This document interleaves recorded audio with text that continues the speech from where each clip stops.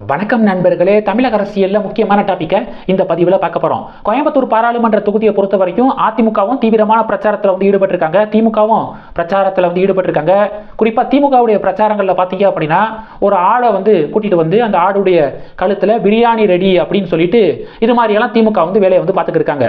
அண்ணாமலைக்கு எதிராக அண்ணாமலை எதிர்க்கணும் அப்படின்னு சொல்லிட்டு இப்படியெல்லாம் திமுக வந்து பண்ணிக்கிறத நம்ம பார்க்க முடியுது. தமிழக பாஜகவுடைய மாநில தலைவரும் மிக தீவிரமான ஒரு கேம்பெயினை வந்து நடத்திக்கிட்டு இருக்காரு. நேற்று பார்த்தீங்கன்னா 42 பாயிண்ட்ஸில் வந்து கேம்பெயின் வந்து பண்ணாரு. இன்னைக்கு காலையில் 6:30 மணியிலிருந்து பிரச்சாரத்தில் வந்து ஈடுபட்டு இருக்காரு அண்ணாமலை அவர்கள். நீங்கள் அந்த கோயம்புத்தூர் பாராளுமன்ற தொகுதியை பொறுத்த வரைக்கும் பாஜகவினர் என்ன சொல்றாங்க அப்படின்னா, திராவிட கட்சிகள் அண்ணாமலை சொன்ன மாதிரி ஏப்ரல் 10ஆம் தேதிக்கு பிறகு ஒன்று சேரதுக்கு வாய்ப்பு இருக்கு. பணபலம் எல்லாத்தையும் யூஸ் பண்ணுவாங்க.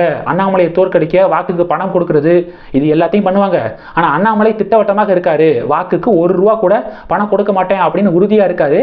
நிச்சயமா 1.5 லட்சத்திலிருந்து 2 லட்சம் வாக்குகள் வித்தியாசத்தில் அண்ணாமலை ஜெயிப்பாரு அப்படின்னு பாஜகவினர் நம்பிக்கை தெரிவிக்கிறாங்க. இந்த வாக்குக்கு பணம் வாங்கக்கூடிய இந்த பழக்கம் இருக்கு பார்த்தீங்களா, இது குறித்து கூட சமூக வலைதளத்தில் ஒரு சின்ன கதையை கூட நம்ம வந்து கேள்விப்பட முடிஞ்சிச்சு. என்ன கதை அப்படின்னா, ஒரு வீடு இருக்கு. அந்த வீட்டில் திருடுறதுக்காக ஒரு திருடன் என்ன பண்றான் அப்படின்னா, அந்த வீடுடைய அந்த சுவர் இருக்கு பார்த்தீங்களா, அந்த சுவர் மேலே ஏறுறான். இதை அந்த நாய், அந்த வீட்டில் இருக்கக்கூடிய ஒரு டாக் வந்து பார்த்துருது. நாய் பார்த்துருது, ஐயோ நாய் வந்து சத்தம் போட ஆரம்பிச்சிருச்சு அப்படின்னா வீட்டில் உள்ளவங்களாம் எந்திரிச்சிருவாங்களே, நம்ம மாட்டிக்கோமே அப்படின்னு சொல்லிட்டு அந்த திருடன் வந்து நினைக்கிறான். ஆனால் நாய் பார்த்தீங்கன்னா சத்தமே போடலை, அமைதியாக இருக்கு.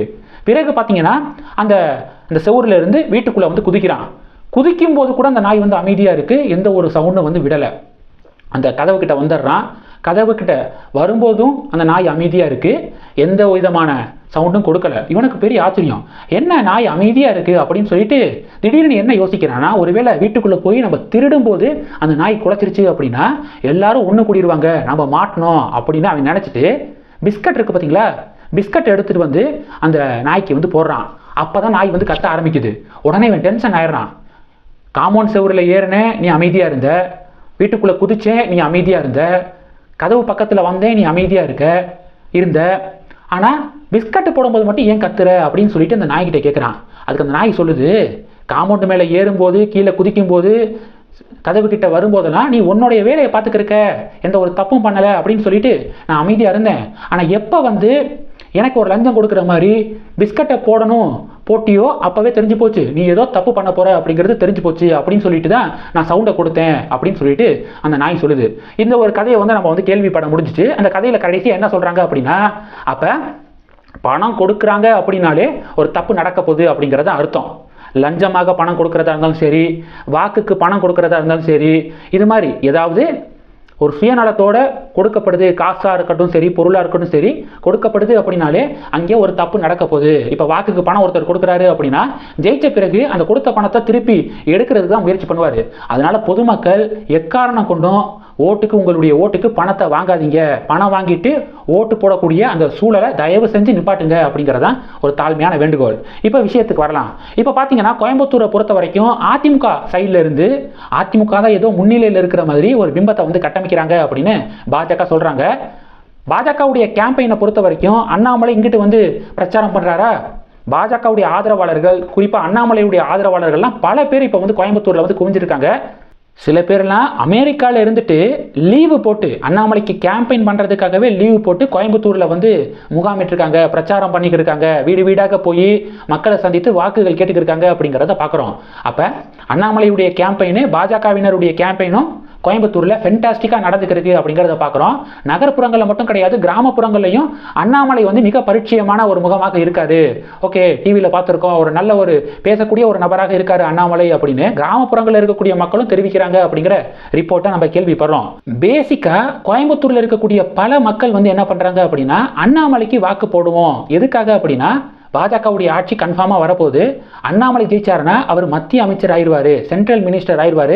அதனால கோயம்புத்தூருக்கு நல்ல ஒரு பெனிஃபிட் அப்படின்னு சொல்லிட்டு மேக்சிமம் எல்லாரும் வந்து இதை வந்து சொல்கிறாங்க. அண்ணாமலை சென்ட்ரல் மினிஸ்டர் ஆகிறதுக்கு வாய்ப்பு இருக்குது அப்படின்னு சொல்லிட்டு இந்த ஸ்டேட்மெண்ட்டை முன்வைக்கிறாங்க. அதனாலவே அண்ணாமலைக்கு நாங்கள் ஓட்டு போடுவோம் அப்படிங்கிறது நிறைய பேருடைய கருத்தாக வந்து இருக்குது. ஏன் அண்ணாமலைக்கு ஓட்டு போடுவீங்க அப்படிங்கிற கேள்வி எழுப்பும்போது இந்த ரீசனை நிறைய பேர் சொல்கிறாங்க.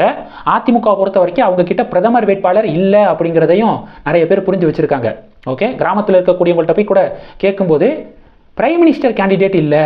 இப்போ நடக்கிறது வந்து பாராளுமன்ற தேர்தல். அப்போ பிஎம் கேண்டிடேட்டே இல்லை அப்படின்னு சொல்லிட்டு கிராமப்புறங்கள்லையும் இது போய் வந்து சேர்ந்துருக்கு. இது போன்ற கேள்விகள் போய் சேர்ந்துருக்கு அப்படிங்கிறத நம்ம வந்து பார்க்குறோம். நீங்கள் அதிமுகவுடைய சிங்கை ராமச்சந்திரன் இருக்கார் பார்த்தீங்களா, இவர் எஸ்பி வேலுமணி அவர்களுடைய முழு ஆசி பெற்ற ஒரு வேட்பாளர் அப்படின்னு ஒரு ப்ரொஜெக்ஷன் வந்து இருக்குது. ஆனால் கோயம்புத்தூரில் நிறைய பேர்கிட்ட போய் விசாரிக்கும் போது இல்லை, சிங்கை ராமச்சந்திரனுக்கு எதிராகவும் உள்ள வந்து உள்குத்து வேலைகள் நடந்துக்கிருக்கு அப்படிங்கிறதையும் சில பேர் வந்து சொல்கிறாங்க. அதனால் இப்போதைக்கு களத்தில் பாஜக தான் முன்னிலையில் இருக்காங்க, அண்ணாமலைக்கு தான் அட்வான்டேஜ் கூட இருக்குது அப்படிங்கிறத நம்ம களத்தில் வந்து பார்க்குறோம்.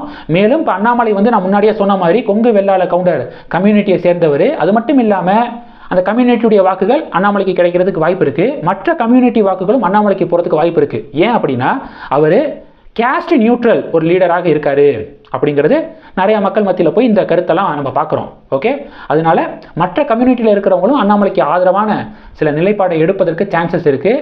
ஐபிஎஸ் வந்து பாஸ் பண்ணியிருக்காரு, படித்தவர், விஷயம் தெரிஞ்சவர் அப்படிங்கிறது நிறைய பேருடைய ஸ்டேட்மெண்ட்டாக இருக்குது. நிறைய பேருடைய வாயிலிருந்து இது போன்ற கருத்துக்களை பார்க்குறோம். படித்தவர்க, விஷயம் தெரிஞ்சவர் அப்படின்னு நிறைய பேர் வந்து சொல்கிறாங்க. ஓகே, இப்போதைக்கு அண்ணாமலைக்கு தான் லீடிங்கு ரொம்ப கூட இருக்குது, அட்வான்டேஜ் மிகப்பெரிய அளவில் இருக்குது அப்படிங்கிறது இப்போதைக்கு வந்த ரிப்போர்ட்டாக இருக்குது. எலெக்ஷனுக்கு ஒரு வாரத்துக்கு முன்னாடி என்ன நிலைமை இருக்குது அப்படிங்கிறத நம்ம வெயிட் பண்ணி வந்து பார்க்கலாம். ஆனால் இப்போதைக்கு அண்ணாமலையா திராவிட கட்சிகளா அப்படிங்கிறது தான் காம்படிஷனாக இருக்குது. நீங்கள் திராவிட கட்சிகளை சேர்ந்தவர்களே ஒரு பெரிய ஒரு ஃப்ரஸ்ட்ரேஷனில் இருக்காங்க. உதாரணத்துக்கு சிங்கை ராமச்சந்திரன் திமுகவுடைய ஆதரவாளர் அண்ணாமலையை ஏதோ ஒரு விமர்சனம் பண்ணி கோயம்புத்தூரில் அண்ணாமலைக்கு வாக்குகள் அவ்வளவா கிடைக்காது அப்படின்னு சொல்லிட்டு பதிவு போட்டு கீழே வந்து ஓட் ஃபார் டிஎம்கே அலையன்ஸ் அப்படின்னு சொல்லிட்டு பதிவு போட்டிருக்காரு. அதற்கு அதிமுகவுடைய வேட்பாளர் ரீட்வீட் வந்து பண்ணியிருக்காரு, ரீபோஸ்ட் பண்ணியிருக்காரு. இதை ஒரு 3 நாளைக்கு முன்னாடி பார்த்தோம். இப்போ என்ன நடந்திருக்கு அப்படின்னா, ஒரு அதிமுகவுடைய ஆதரவாளர் ஒரு பதிவு போடுறாருங்க. அந்த பதிவில் பார்த்தீங்கன்னா அதிமுக சூப்பராக வந்து பெர்ஃபார்ம் பண்ணிக்கிறதுக்கு தமிழகத்தில் ஓட் ஷேரு மிகப்பெரிய அளவில் அதிமுகவுக்கு கிடைக்கும், நம்ம எதிர்பார்த்ததை விட ஃபென்டாஸ்டிக்காக கிடைக்கும், கோயம்புத்தூரில் அண்ணாமலை தோல்வி அடைவார் அப்படின்னு அதிமுகவுடைய ஆதரவாளர் ஒரு பதிவு போட்டிருக்காரு. அந்த பதிவுக்கு திமுகவுடைய ஆதரவாளர் இருக்கார் பார்த்தீங்களா, திமுகவை சேர்ந்த சரவணன், வக்கீல் சரவணன் இருக்கார்ல, அவர் வந்து ரீட்வீட் வந்து பண்ணியிருக்காரு. அப்போ திராவிட கட்சிகளுக்கு ஒரே இலக்கு அண்ணாமலை வரக்கூடாது அப்படிங்கிறதான் திராவிட கட்சிகளுடைய இலக்கா இருக்கு. இதுதான் அண்ணாமலைக்கு ஒரு பெரிய ஒரு அட்வான்டேஜாகவும் இருக்கு. ஏன் 2 திராவிட கட்சிகளும் ஒன்று சேர்ந்து அண்ணாமலை மட்டுமே எதிர்த்துக்கிட்டே இருக்காங்க? அப்போ இவங்க 2 பேரும் பங்காளி கட்சிகள், இவங்க 2 பேருக்குள்ள ஏதோ ஒரு ரகசிய உடன்பாடு இருக்கு, ஒப்பந்தம் இருக்கு. அப்போ நம்ம அண்ணாமலைக்கு தான் நம்ம சப்போர்ட் பண்ணணும் அப்படிங்கிறதையும் நம்ம வந்து நிறைய இடங்கள்ல பார்க்குறோம். ஓகே, வெயிட் பண்ணி பார்க்கலாங்க. இந்த டாபிக் குறித்து உங்களுடைய பார்வைகளை மறக்காம கமெண்ட் பண்ணுங்க. நான் ஃபர்ஸ்ட் சொன்ன கதையை வந்து மறந்துடாதீங்க. ஓட்டுக்கு தயவு செஞ்சு பணத்தை வாங்கிட்டு ஓட்டு போடாதீங்க அப்படிங்கிறத சொல்லிட்டு முடிக்கிறேன். நன்றி. ஜெய் ஹிந்த்.